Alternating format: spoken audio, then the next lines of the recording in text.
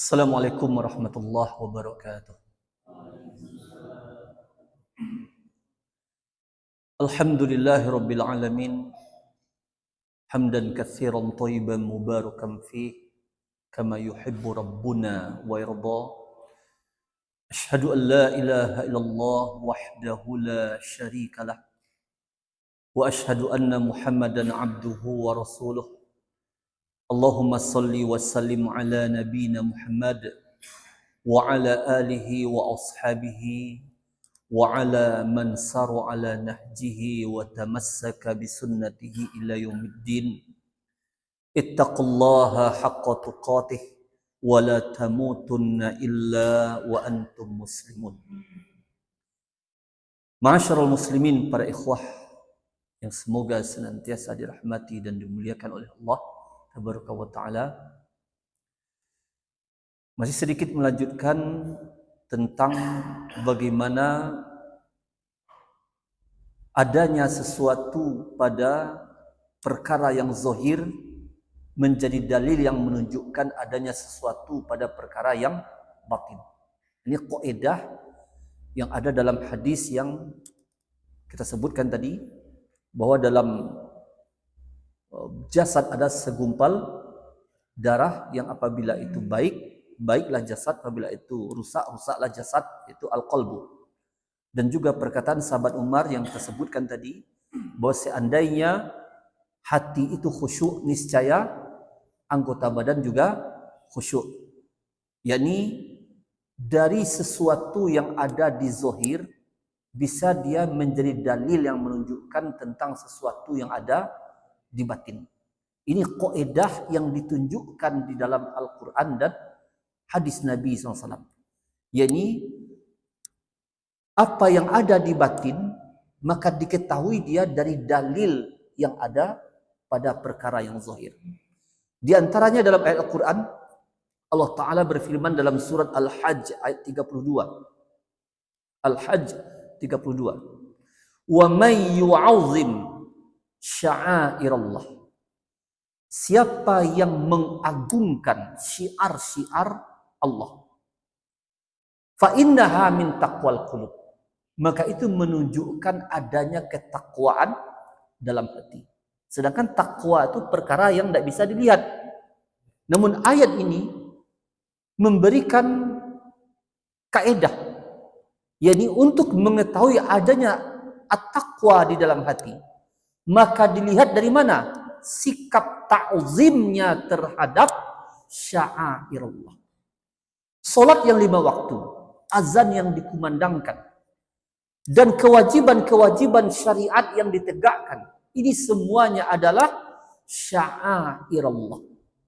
Ketika seseorang azan dikumandangkan, maka dia menyadari kewajibannya, lalu dengan tunduk kolbunya menghentikan kegiatannya, menjawab azan itu, kemudian berwudu, kemudian ke masjid untuk memenuhi panggilan dari azan tadi, kewajibannya kepada Allah, melaksanakan ubudiyah kepada Allah dengan kesadaran kolbunya, maka itu sebagai dalil yang menunjukkan ada at-taqwa fil qulub, ada takwa di dalam hati. Dan berarti ketika sya'airullah ini tidak ada seseorang ta'zim terhadapnya, pengagungan kepadanya, dan juga tidak ada ketundukan kepada sya'airullah, maka kebalikannya itu juga menjadi dalil yang menunjukkan tidak adanya at-taqwa itu ke dalam hati. Atau seseorang yang meremehkan sya'airullah, maka menunjukkan minimnya at-taqwa tersebut, atau hilangnya at-taqwa itu dari dalam hati. Sehingga jadilah ini sikap anggota badan yang mempraktekkan ta'zimu sya'airillah. Sebagaimana dalam ayat ini, wa may yu'azzim sya'airallah. Sikap anggota badan yang mengagungkan syiar-syiar agama Allah, berupa perintahnya, kewajiban yang Allah syariatkan, maka itu menjadi dalil yang menunjukkan adanya at-taqwa di dalam hati. Karena ayat ini mengatakan tidak mungkin itu muncul fa innaha min taqwal qulub. Karena itu semua muncul dari takwa yang ada di dalam hati. Dan juga dalam surat At-Taubah ayat 46. Ayat ini terkait dengan apa? yakni sekelompok orang-orang munafik yang tidak ikut berjihad ketika kewajiban jihad itu telah datang. Sehingga diketahuilah kemunafikan mereka dari zahir mereka. Jadi bagaimana zahir mereka? Mencari-cari uzur untuk tidak ikut jihad. Karena dalam ayat 45-nya dulu, Allah Ta'ala berfirman, Innama yasta'dhinuka alladhina la yu'minuna billah wal yawmil akhir. Sesungguhnya yang meminta izin kepada engkau, hai Muhammad, minta izin apa? Minta izin untuk tidak ikut jihad. Yang minta izin kepada engkau itu yang suka cari-cari uzur agar tidak bisa melaksanakan syariat. Siapa itu? La yu'minuna billah wal yaumil akhir. Orang yang tidak beriman kepada Allah dan hari akhir. Nah, ini ciri-ciri apa? Jadi kalau ada orang yang suka cari-cari alasan yang intinya apa? Pokoknya dia tidak jadi melaksanakan syariat intinya. Banyaklah alasannya. Sebenarnya saya mau sholat ini, tapi gini. Banyak alasannya. Ujung-ujungnya tidak juga. Maka yang suka mencari-cari uzur, hakikatnya siapa? La yu'minuna billah wal yawmil akhir. Tidak dia beriman kepada Allah dan hari akhir. Wartabat qulubuhum. Dan hati mereka penuh dengan keraguan-raguan. Dan keraguan-raguan ini penyakit qalbu. Fahum fi raibihim yataraddadun. Dan mereka bolak-balik dalam keraguan-raguan mereka. Lalu pada ayat 46-nya, apa kata Allah Ta'ala? Walau aradul khuruja. Kalau betul mereka ingin khurud yang dimaksud sini apa? Keluar pergi jihad. Makanya khurud itu hanya dua. Khurud dalam makna jihad, khurud dalam makna talabul ilmi, bukan khurud dalam makna versi jamaah tabligh, tidak. Jangan perlu jadikan ini dalil khurud jamaah tabligh. Walau aradul khuruja. Kalau betul mereka ingin khurud, pergi berperang, la a'addu lahu uddatan. Niscaya mereka telah mempersiapkan persiapan. Yani kalau betul ada kejujuran dalam kalbu mereka untuk ikut berjihad, maka la a'addu lahu uddatan. Niscaya mereka telah mempersiapkan kuda, mempersiapkan pedang, mempersiapkan baju besi. Akan tetapi mereka tidak ada mempersiapkan apapun. Menunjukkan apa? Sesungguhnya memang mereka tidak ingin pergi. Itu sesungguhnya. Artinya apa? Ketika zohir menunjukkan tidak adanya usaha untuk mempersiapkan sebuah amal tadi, tidak ada tanda-tanda pada zohir, sebenarnya menunjukkan apa? Dalam hatinya memang tidak ada niat. Itu sebenarnya. Dia sudah punya rencana besok untuk tidak puasa. Dibuat-buatnya lah tidak sesuatu yang bagaimana besok dia beralasan, kenapa kamu tidak puasa? Saya tidak akan sahur. Padahal dia tidak mempersiapkan. Padahal tidak ada pula syarat sah puasa itu harus makan sahur. Artinya, orang-orang munafik sengaja dia meninggalkan amal, lalu mencari-cari alasan setelah itu. Padahal kalaulah jujur mereka ingin melakukan sebuah amal ketaatan, tentulah didapati ada persiapan-persiapan yang telah mereka lakukan untuk melakukan amal itu. Sama dengan untuk ilmu ini. Kalau betul-betul seorang punya niat untuk datang ke majelis ilmu, tentulah sebelumnya dia telah bersiap-siap. Tapi tidak adanya persiapan menunjukkan apa? Memang tidak ada niatnya semenjak awal. Itu kalau kita bawakan kepada konteks itu. Maka begitu, kalaulah betul seseorang ingin pergi sholat berjamaah, tentulah dia telah mempersiapkan hal-hal agar terwujud amalan sholat berjamaah ini. Akan tetapi dia tidak mempersiapkannya sehingga tidak jadi pergi. Sehingga dia tidak jadi pergi. Dan itu menunjukkan tidak adanya usaha dari zahir untuk mempersiapkan segala sesuatu dari syarat sebuah amal tadi. Menunjukkan memang dia yang tidak ingin melakukan amal tersebut. Azan sudah dikumandangkan. Sudah kita suruh dia sholat. Nah, tunggulah. Orang udah berwuduk, dia belum juga berwuduk. Akhirnya sholat telah selesai dilakukan, dia belum juga, masih nunggu-nunggu. Akhirnya waktu habis. Sebenarnya itu menunjukkan apa? Dia memang tidak mau sholat. Maka dari zahir diketahuilah apa yang ada di batin. Ini kaidah dalam ayat ini. Allah mengatakan lau aradul khuruja. Kalau betul mereka ingin itu di mana taruhnya? Ingin itu kan di hati. Jadi kalau betul hati mereka itu ingin untuk khurud, pergi berperang, berjihad, la a'addu lahu uddatan. Tentu mereka telah mempersiapkan persiapan. Kemudian Syekh Abdul Razak hafizallahu taala menyebutkan perkataan Imam Hasan Al-Basri rahimahullah kepada seseorang. Qala Al-Hasan Al-Basri rahimahullah li rajulin, berkata Imam Hasan Al-Basri kepada seorang laki-laki, dawi qalbak, obatilah hatimu, obatilah jiwamu. Fa inna hajatallahi ilal ibad salahu qulubihim. Karena sesungguhnya hajat Allah kepada hamba itu apa? Yakni salahu qulubihim. Itu hati mereka itu menjadi baik. Itu yang Allah, yang hajat Allah, maksudnya keinginan Allah. Yang Allah inginkan dari hamba itu. Agar hati mereka itu menjadi baik. Itu agar mereka memperbaiki hati mereka. Allah tidak menginginkan dari hamba agar engkau rutinlah ikut nge-gym.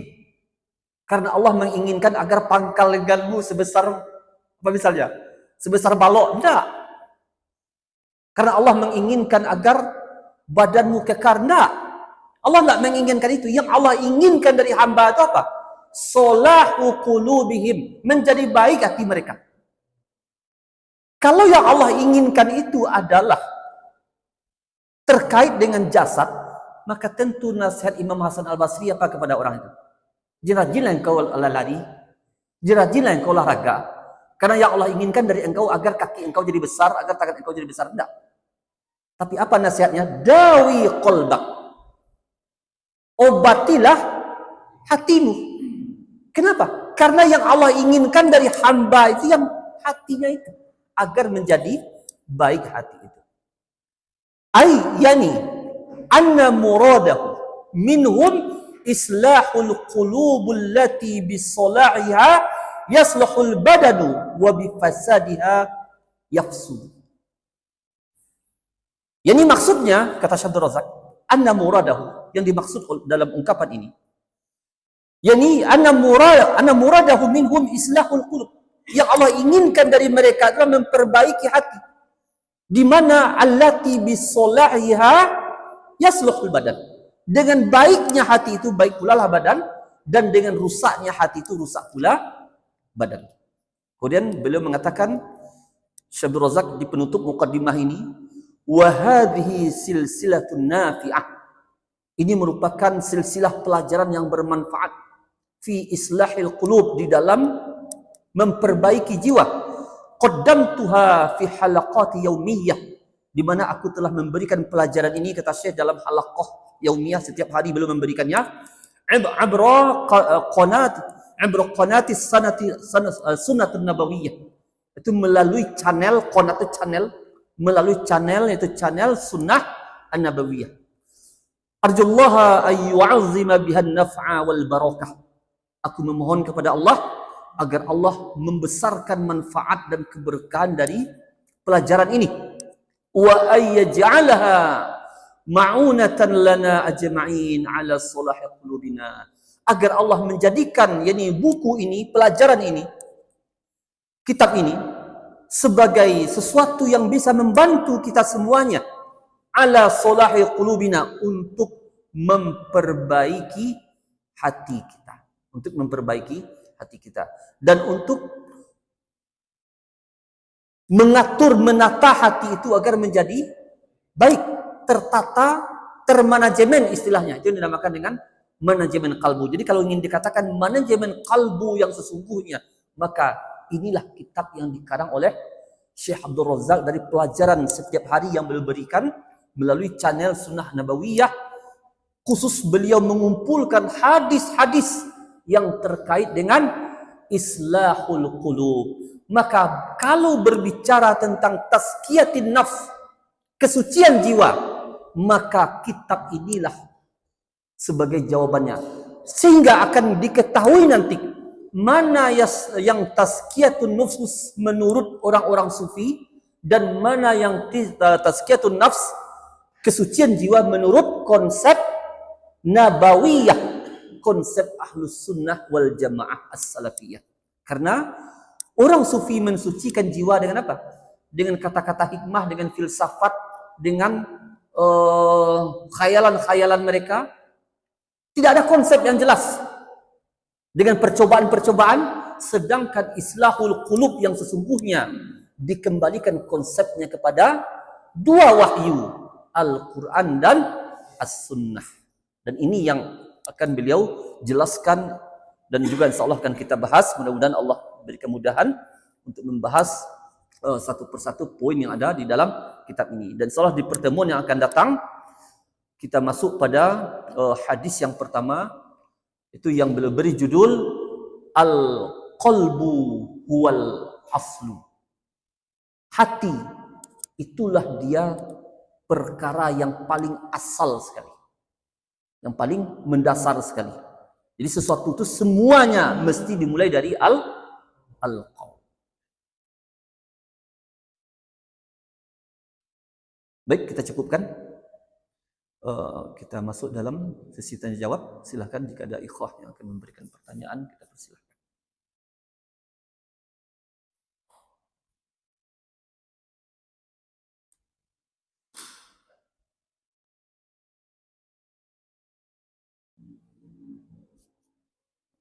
Ya, silakan.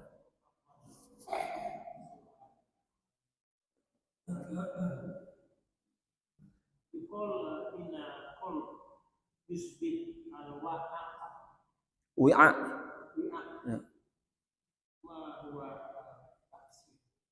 Ya. Hati itu diumpamakan bagaikan wi'a. Sebenarnya nanti ada bab yang akan membahas ini. Bagaikan sebuah bejana. Bejana.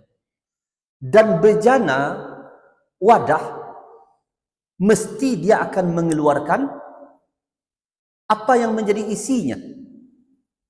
Sebuah bejana dari kaca yang bening, kan gitu. Kalau kita isi air bening, maka bening pula dia. Kalau kita isi air yang berwarna, berwarna pula dia. Kalau kita isi bejana itu dengan madu, lalu kita tuangkan, apakah keluar racun? Tidak. Mesti madu pula. Dan kalau bejana itu kita isi dengan racun, lalu kita tuangkan, yang keluar apa? Apakah madu? Tidak. Mesti racun pula. Maka apa yang keluar pada zohir, hakikatnya itu apa yang terisi di dalam bejana batin. Makanya, mungkin masih ingat kita pelajaran kitab Ta'zimul Ilmi karya Syekh Shalih Al-Utsaimin rahimahullah, hafizahullah, bahwa sebelum ilmu itu diletakkan ke dalam jiwa, maka yang pertama kali yang harus dilakukan apa? Mensucikan tathirul wi'a, mensucikan bejananya. Mensucikan bejananya. Jadi kalau bejana itu telah suci, maka mudahlah masuk ke dalamnya ilmu tadi. Jadi termasuk di sini konsep, ya, konsep di dalam menuntut ilmu itu adalah mensucikan jiwa sebelum memasukkan ilmu. Dan ilmu itu pula lah yang bisa mensucikan jiwa. Lalu bagaimana maksud mensucikan jiwa? Tentu dengan ilmu yang bersumber dari Al-Quran dan As-Sunnah. Maka setelah itu terisilah jiwa itu dengan sifat-sifat yang dia mungkin merupakan buah dari ilmu. Seperti mahabbatullah, seperti ta'zimu sya'airallah, tauhid, tawakal, raghbah, inabah, dan seterusnya. Ikhlas dan seterusnya. Yang itu tidak akan mungkin masuk ke dalam bejana jiwa kalau ternyata di dalamnya ada racun yang bisa merusak sesuatu yang masuk tadi. Misalnya, apakah madu yang masuk ke dalam bejana tetap berkhasiat seperti madu? Kalau sebelum dia masuk ke dalam bejana itu ternyata ada sisa racun yang belum dibuang. Ada sisa racun tikus dalamnya. Lalu kita masukkan madu. Terus setelah itu, apakah madu itu ketika keluar dia masih memiliki sifat sebagai yang berkhasiat menyembuhkan penyakit dan seterusnya? Mengobati penyakit? Tidak. Karena telah tercampur dengan sesuatu yang beracun di dalamnya. Nah, ini maksudnya. Yani ketika ilmu itu masuk ke dalam kolbu, tetapi masih ada dalamnya racun-racun syubhat ataupun syahwat, maka tidak akan keluar dia dalam bentuk yang melahirkan manfaat. Makanya ahli syubhat dari kalangan ahli bid'ah, mereka kadang-kala membaca kitab Sahih Al-Bukhari, madu itu. Dipelajarinya kitab Sahih Al-Bukhari, dikajinya Al-Quran 30 juz, bahkan dihafalnya, madu semua itu dimasukkannya. Tapi apakah keluarnya bermanfaat? Tidak, keluarnya Khawarij juga. Keluarnya Qadariyah juga, keluarnya Syiah juga, keluarnya Murji'ah juga. Yang keluar bukan sesuatu yang bersifat bermanfaat.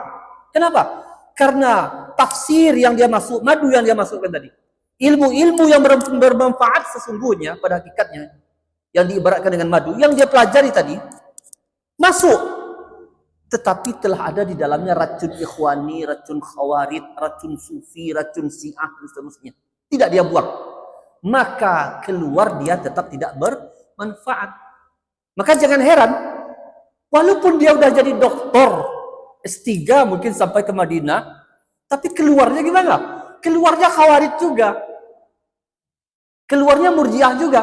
Kenapa? Karena sebelum dia ke sana, dia tidak membersihkan racun Khawarij yang ada di dalam kolbunya. Atau boleh jadi awalnya telah bersih, tetapi di tengah jalan masuklah sebagian racun. Maka kalau seperti itu harus dikuras lagi. Dan menguras itulah yang dinamakan dengan tasfiyah, membersihkan lagi. Tazkiyatun nafs, membersihkan jiwa. Itu kira-kira pemahaman dari bahwasanya al-qalbu itu adalah adalah bejana. Allahu a'lam.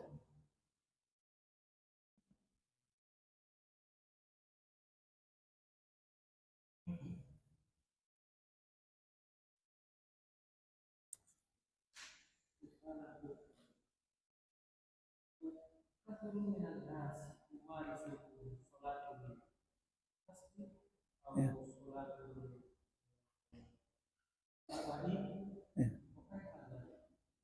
Ya. Ya, sebagian orang ada yang membiasakan untuk melakukan sholat tasbih, di mana hal ini terdapat perbedaan pendapat lah dari kalangan ulama tentang hadis dari sholat sunat tasbih ini. Walaupun yang banyak dirojikan oleh ulama bahwa hadisnya ini di samping dia syaz karena tata cara sholatnya menyelisihi tata cara sholat secara umum, sehingga bisa dikategorikan dia termasuk yang dhaif, yakni yang dikeragui keabsahannya dari Nabi SAW sehingga tidak diamalkan. Mungkin itu yang dikuatkan di dalam penelitian dari pengarang kitab Sahih Fikih Sunnah, Syekh Abu Malik Kamal bin As-Said Salim. Beliau sudah menjelaskan di bab tentang solat sunat, tentang bagaimana solat sunat tasbih ini. Termasuk juga solat sunat arba'in. Sebenarnya yang ada di masyarakat itu salah faham tentang bagaimana penerapannya. Di mana sebagian menyangka solat arba'in atau yang mereka namakan solat 40 itu adalah dilakukan terkait dengan sebelum datangnya Ramadan, kemudian harus dengan imam tertentu di musola mereka terus menerus seperti itu, sehingga kadangkala imam itu selesai sholat Jumat balik lagi ke musolanya untuk mengimami ibu-ibu yang sholat zuhur, karena mereka telah meniatkan untuk 40 hari tidak tertinggal tasbih bersama takbir bersama imam.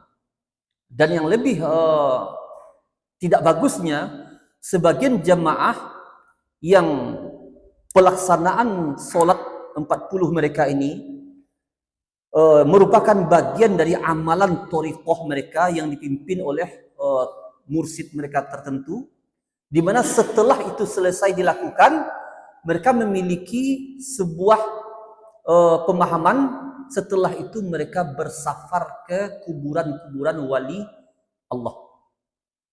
Sehingga kelompok thariqah ini setelah melakukan sholat 40 yang mereka namakan tadi, setelah itu mereka bersama-sama dipimpin oleh imam mereka tadi, bersama-sama melakukan safar ke kuburan-kuburan wali Allah yang dikeramatkan. Nah, ini termasuk rangkaiannya sebenarnya di sisi mereka, satu paket di sisi mereka. Kalau seperti ini jelas tidak ada. Adapun kalau kita mau menerapkannya sesuai dengan dalil bahwa siapa yang sholat 40 hari tidak tertinggal takbir pertama bersama imam, maka dicatat baginya 2 kebebasan dari api neraka dan kebebasan dari sifat munafik. Begitu yang disebutkan dalam hadisnya. Maka tidak diikat dengan momen bulan tertentu. Kapanpun dia ingin mulai silahkan. Tidak harus menjelang Ramadan diniatkan. Dan tidak pula ditentukan dengan imam tertentu. Dan setelah itu tidak ada pula ritual-ritual tertentu. Yang jelas siapa yang memiliki tekad. Saya bertekad tidak tertinggal takbir yang pertama selama 40 hari bersama imam. Apakah dia sholat di masjid A, apakah sholat dia di masjid B. Akan tetapi dia usahakan itu. Dan tidak mungkin yang bisa melakukan ini kecuali memang orang yang telah Allah bimbing dia dengan kejujuran niatnya untuk konsisten menjaga sholat berjamaah. Dan termasuk bentuk konsistennya apa? Dan perhatian yang tinggi kepada sholat jamaah apa? Sebelum azan dikumandangkan, mungkin dia telah berada di masjid. Karena kalau tidak dia seperti itu, mungkin dia bisa konsisten pula mendapati takbir yang pertama. Karena siapa yang ingin terus-menerus mendapati takbir yang pertama bersama imam, mestilah dia berusaha sebelum azan ada di masjid. Karena kalau dia setelah azan ada di masjid, boleh jadi dia akan tertinggal. Karena ada kalanya iqomah dipercepat, berarti dia tertinggal, terputus. Misalnya dia telah 20 hari berusaha menjaga takbir pertama bersama imam. Lalu suatu hari dia datang ke masjid setelah azan berkumandang. Dia ke WC, dia berwuduk dulu. Akhirnya iqamah dikumandangkan, dia masih di luar. Dan imam telah mengatakan Allahu Akbar. Ada sebagian pendapat memang yang mengatakan kapan dikatakan ukuran seseorang tetap mendapatkan takbir yang pertama. Ada yang mengatakan sebelum imam mulai membaca Al-Fatihah. Sebelum imam mulai membaca Al-Fatihah, maka dia mendapatkan takbir yang pertama. Tapi kalau dia telah mulai membaca Al-Fatihah, maka tidak lagi dianggap mendapatkan takbir yang pertama. Berarti jaraknya betul-betul singkat. yakni ketika imam mengatakan Allahu Akbar, maka dia harus dalam hitungan detik juga mengatakan Allahu Akbar. Lalu bagaimana kalau dia masih sibuk? Sholli. usolli, usolli, imam dah Fatihah. Ini tidak dapat lagi takbir yang pertama seperti ini. Berarti harus betul-betul dia sesuai dengan sunnah. Itulah yang bisa mengamalkannya. Wallahu a'lam.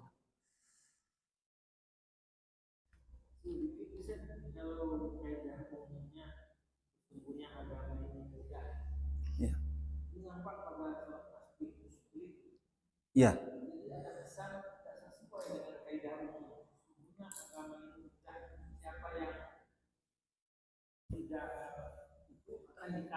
Iya. Ya. Inna dina yusrun. Semua agama itu adalah mudah. Ya. Itu siapa yang memaksakan dirinya maka dia akan dikalahkan oleh agama itu. Artinya seseorang terlarang untuk takalluf. Takalluf ini membebankan kepada dirinya sesuatu yang sebenarnya syariat tidak sampai seperti itu di dalam pembebanan. Tidak sampai seperti itu. Dan memang sholat sunat tasbih walaupun dilakukan, bisalah dilakukan karena tasbihnya jumlahnya 300, 15 setelah ruku, kemudian setelahnya 10-10 semuanya, satu rakaat itu 75 tasbih. Kita dulu juga pernah melakukannya karena membaca hadis itu minimal sekali seumur hidup katanya kan. Tapi kita lebih dari beberapa kali seumur hidup. Tapi namun setelah kita ketahui dari penjelasan para ulama bahwasanya yang rojihnya bahwa itu adalah dikeragui kesesuaiannya dengan sunnah. Kemudian dari sisi matanya juga syas menyelisihi tata cara sholat secara umum. Dan itu hanya nasihat Nabi SAW kepada paman beliau Abbas bin Abdul Muthalib, dan tidak diketahui sahabat-sahabat yang lain yang mempraktekkan yang serupa dengan itu. Karena tidak mungkin hal yang sama luput dari sahabat-sahabat yang lain. Allah.